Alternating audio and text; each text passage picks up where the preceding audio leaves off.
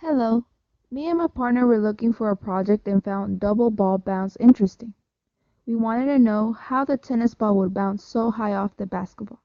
This project contains momentum. Momentum is a vector quantity of movement and it is calculated by multiplying mass by velocity.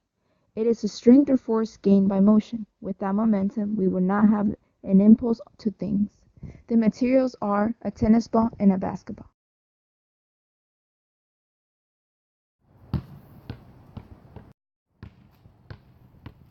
A tennis ball and a basketball are dropped from chest height. As they fall, they build speed. When the basketball hits the floor, it bounces and hits the tennis ball.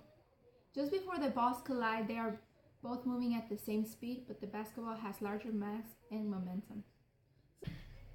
So the basketball transfers most of its momentum to the tennis ball. The result being that the tennis ball bounces very high and the basketball barely rises off the ground.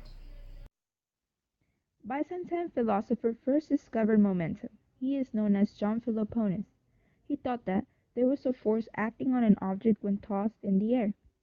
He explained it as Aristotle's physics.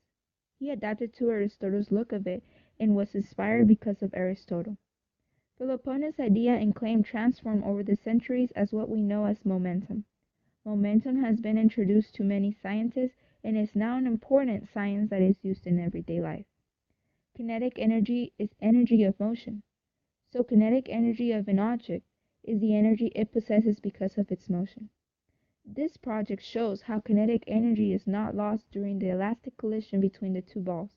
It relates in physics because it's motion that an object possesses.